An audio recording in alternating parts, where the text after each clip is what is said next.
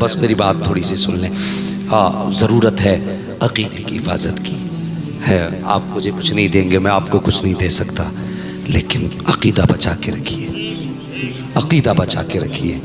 سنی وہ ہے جس کا دامن نہ صحابہ کی گستاخی سے آلودہ ہو، نہ اہل بیت کے بغض میں سنا ہو. یہ سنی کی پہچان ہے. ہاں، اور یہی ہمارے حضور نے ہمیں درس دیا. بے شک میرے حضور نے جہاں اولاد کو بھی آپ نے فرمایا کہ میں تمہارے پیچھے اپنی اولاد اور قرآن چھوڑ کے جا رہا ہوں. یہ جو کہا ہے نا حضور نے، ساتھ میں یہ بھی فرمایا صحابی کا نجوم من اقتدیتم اہتدیتم.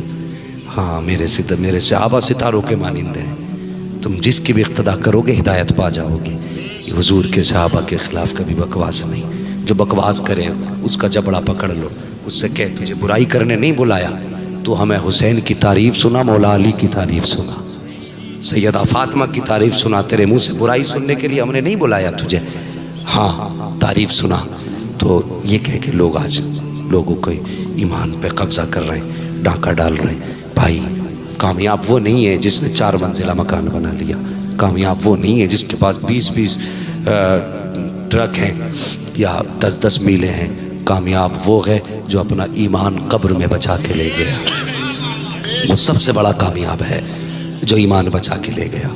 ہاں، اگر ایمان نہ بچا تو دنیا کی ساری بھاگ دوڑ بیکار ہے. اس لیے ایمان کی حفاظت کریں. کوئی بھی آ کے دھوکہ دے، صحابہ کی آڑ میں اہل بیت کے خلاف بھونکے، اس کو بھی الگ کر دو. اہل بیت کی آڑ میں صحابہ کو بھونکے، وہ بھی ہمارا نہیں ہے.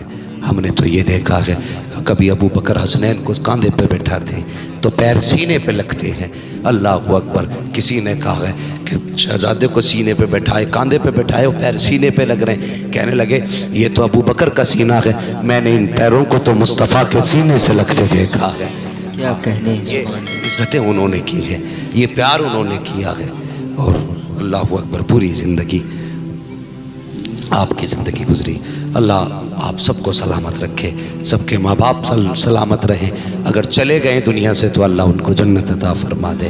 جاتے جاتے ایک بات اور کہہ جاؤں، یہ جو بھیڑ کی چال ہوتی ہے نا، ہم لوگوں کو جدھر کوئی ایک چل دیتا ادھر کوئی سب چل دیتے. ہاں، اگر میت ہوئی تو پھٹ سے جاتا پیٹی خرید لاتا 30 باروں کی، اور مسجدوں میں رکھے دھول چڑھ رہی، جگہ ہے نہیں بچی مسجدوں میں. جسے دیکھو پیٹی لا رہا، جسے دیکھو پیٹی لا رہا. پارے کھن رہے رکھے یار، ان کے پڑھنے کی باری نہیں آ رہی ہے، لیکن پیٹی ہر تیسرے دن نئی پیٹی، ہر تیسرے دن نئی پیٹی. مقصد ہمارا یہی ہے نا کہ ہم پیٹی لا کے اس لیے رکھے تاکہ بندہ کوئی قرآن پڑھے تو اس کا ثواب ہمارے مرنے والے کو ملے. یہی تو مقصد ہے نا. تو مجھے بتائیے، اگر 2-4 دن نئے پارے سمجھ کے کسی نے نکال کے پڑھ بھی لیا تو ان پاروں کے باروں میں کیا کہو گے جو 20 سال سے رکھے ہوئے کھن رہے؟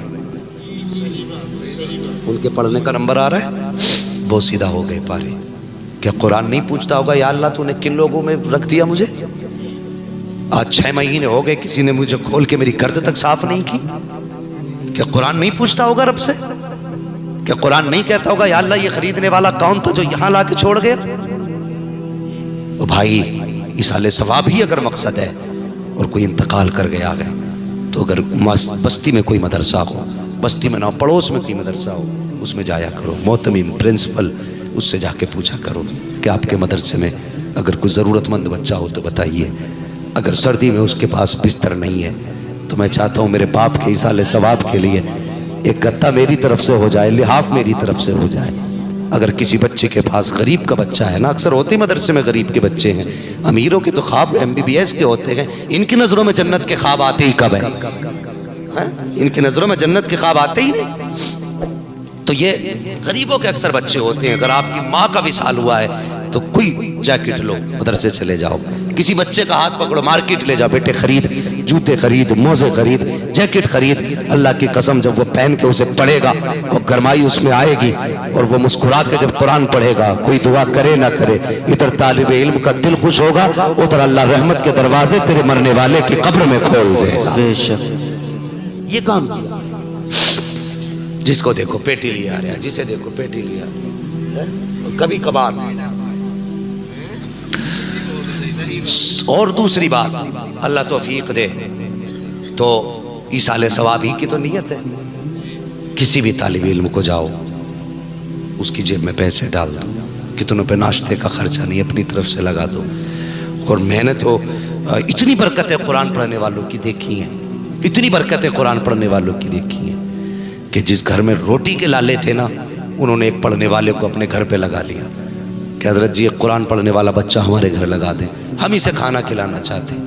تم سوچ بھی نہیں سکتے، تمہاری محنت سے اللہ اتنا نہیں اتارتا جتنا قرآن پڑھنے والے کی برکت سے تمہارے گھر میں اللہ اتار دے گا۔ بے شک۔ ایک تو قرآن والا، دوسرا مہمان، تیسرا بھوکا، تین نسبتیں اس کے پاس ہیں۔ اور بھوکا تو اگر کتا بھی ہو اسے کھلا دو، اللہ قبول کر لے تو جنت مل سکتی ہے۔ اور پھر یہ تو ہے بھی مصطفیٰ کا مہمان ہے، یہ تو ہے بھی مصطفیٰ کا مہمان ہو۔ مہربانی کرو، قرآن پڑھنے والوں کی عزت بھی کیا کرو، قدر کیا کرو ان کی۔